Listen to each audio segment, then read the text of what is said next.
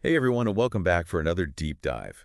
We love to really get into the weeds on these fascinating topics. Yeah. And today we're going all in on Bitcoin, specifically its potential to hit that $100,000 mark or even go way beyond Wow. to help us navigate this crazy world. We're going to be taking a look at a recent interview with Willy Woo.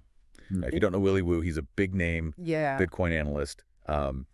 And he's got some pretty bold predictions about where Bitcoin's headed. And it's really interesting to think about it. Back in 2009, Bitcoin was this fringe idea, Yeah. this like weird internet money.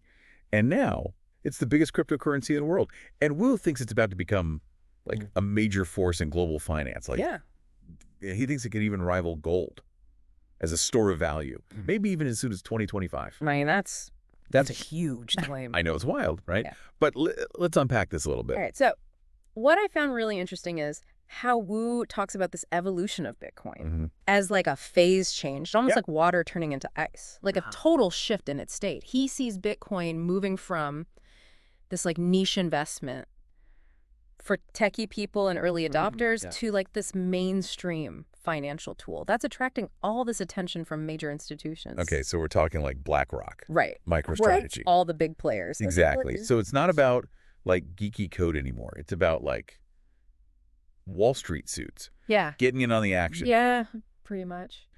But how does this phase change actually like push Bitcoin towards that $100,000 mark? So it really boils down to demand and legitimacy. When you have these giant financial institutions entering the Bitcoin space, they bring a ton of capital with them and a kind of seal of approval that attracts a much wider range of investors. Well, that makes sense. I mean, if BlackRock, right, a company that manages trillions of dollars, trillions, yeah, if they're betting on Bitcoin, it sends a pretty strong message to the market. Exactly. And that kind of surge in demand naturally drives up the price. So it's like they're creating this self-fulfilling prophecy almost. Well, there's definitely an element of that. But I think it's also, it's a reflection of the growing belief in Bitcoin's potential as a store of value, in the long term. So how are these big players actually getting involved? Are they just like buying up as much Bitcoin as they can? It's actually more strategic than that. Okay. Take MicroStrategy, for example. They're not just buying Bitcoin. They're making it a part of their corporate treasury. This is huge because it shows a whole new approach to corporate finance, and it could influence other companies to do the same thing. Then there's the rise of Bitcoin ETFs. Oh, yeah. Like the ones BlackRock is proposing. Right. ETFs make it easier for everyday investors to get into Bitcoin without having to deal with all the technical stuff like wallets and exchanges. It's like buying a share of a company that owns Bitcoin. So it's way more familiar and less intimidating. Exactly. So it's like Bitcoin is finally moving from kind of Wild West of crypto to the more established world of Wall Street. Yeah, I think that's a good analogy. But what about all the other cryptocurrencies out there? The altcoins. Are they being left behind in this whole thing? That's a great question. And I think the answer is sort of. The whole crypto market benefits from the increased awareness and mainstream acceptance that Bitcoin is bringing. But institutional investors seem to be laser focused on Bitcoin right now. So all the other coins are kind of playing catch up. Yeah, they're lagging behind a bit. Okay, so Bitcoin is attracting the big money. It's gaining traction.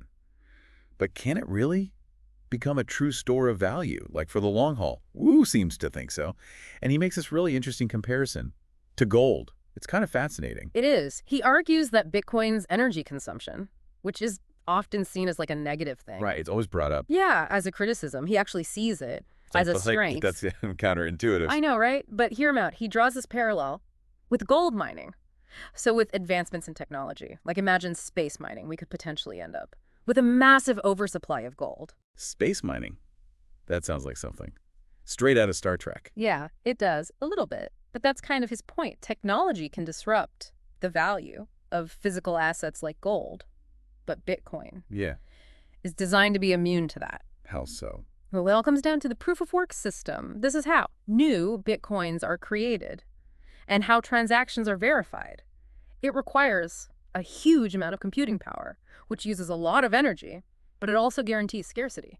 Only a limited number of new Bitcoins can be mined every year, making it resistant to inflation. And these technological advancements That could lead to oversupply. So in a way, Bitcoin's energy consumption is like a built-in defense mechanism. Yeah, that protects its long-term value. I think that's a really interesting way to look at it. It is. And Wu goes even further. He says that Bitcoin is designed to function as a monetary system for millennia. He thinks it could outlast traditional fiat currencies. And even commodity-based currencies like gold. For millennia. Wow. What's a bold claim? Even with all this positive talk about Bitcoin's future, there have to be some risks. Right. Of course. Every system has its vulnerabilities. So what are we talking about? Well, one of the biggest concerns that Wu brings up is the potential for centralized control. Remember all those big institutional players? Yeah. We were just talking about their involvement is great for driving up demand. Yeah. But entities like MicroStrategy are accumulating huge amounts of Bitcoin. And this concentration of ownership could undermine the whole idea of Bitcoin being decentralized. Right. It could give them too much power. Under the market. Exactly. So it's like a double-edged sword. Yeah. More adoption is good.